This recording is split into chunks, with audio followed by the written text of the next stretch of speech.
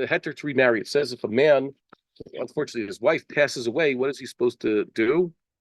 Well, he ain't supposed to get remarried so fast. Why?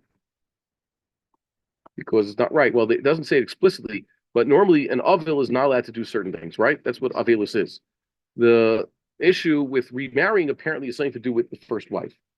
But then the halacha has a lot of exceptions. So generally speaking, it says he should wait 3 holidays, 3 regalim. Okay? You should wait for Shavuos, Pesach, Shavuos, Sukkot, then Pesach, or Pesach, Shavuos, Sukkot, whatever order you encounters them. I'm trying to find the safer for you, and I can't seem to find it. I'm wondering, maybe I have it here. What? Oh, it's here. It is. Well, it's not a year. It could end up being just 6 months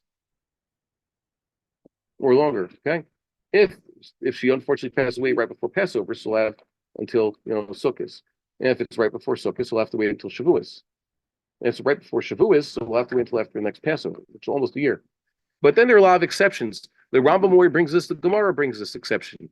If he has never had children, he's what's called a chasuk banim, or he has children, they need a mother. It's one thing for him, he's getting over his first wife, or it's not respectful of his first wife. There's a lot of different shots. What exactly is the problem? But it matters not. The children need a mother sometimes. And this is something that's actually kind of funny when you think about it. In the olden days, a man had to work hard just to make a living. He had to work in the fields, whatever it is, all day. And he needed clothes and clean clothes. A woman's job, basically, in most human societies throughout history was she's either producing clothing all the time or laundering clothing, right? So he needed a wife to do that and to make food for him. There's, the roles are necessary. So it says if he has no one to do wife things around the house, so he can get married right away. So it's not such a scandal if you find an example of a prominent individual who was recently widowed, and then you hear he's remarried right away. How the rabbis let him do it? Must be he had one of these reasons. But beyond that, if you from the school of thought that's about a certain form of respect to the previous wife, then if the previous wife gave her permission, this is along the lines. I didn't hear this explicitly from Atzuriel, but I know that you would insist on this being the halacha because he said with regards to these rules of Velis, it's 2 rules. You always take the Mekel opinion, which is explicit in the Talmud, and there's a forgiveness, which is we learned he held that like Rabbi Akiva Eiger. I thought this was facetious, but Rabbi Akiva Eiger actually is a serious supporter of Atzuriel. Avelus is off the table if the deceased, before he died or she died, said, please no Avelus. Right? Forgiving the Avelus. This is something we discussed before. That Rabbi Atzuriel's major opinion. He wrote the letter, and I was surprised when they actually sat Shiva for him because he had said not to sit Shiva for him.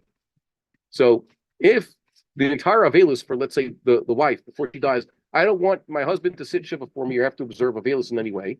So la halacha, according to this opinion, there is no Avelus for her. He's released from this. So too, if a parent does that to a child, the parent says, just to know, my time comes, you'll be able to go to weddings and stuff when I pass away. You don't have to keep that whole year of Avelus, token Avelus. So too, if the outgoing wife realizes that she's running out of time in this world, she tells her husband, it's okay, you can get remarried as soon as you need to after my passing.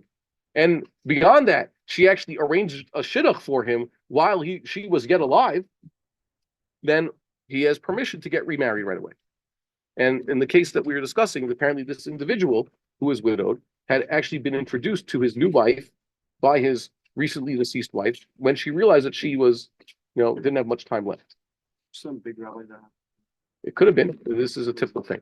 My point is, I will not judge anybody. There's a lot of leeway and for a man who's been widowed to remarry soon after his wife's passing. Okay, it's legitimate halachically. Aside from which in the books which we learned from Rav Tzuriel also allows it. So we got to mention Rav Tzuriel a few times today. Thank God.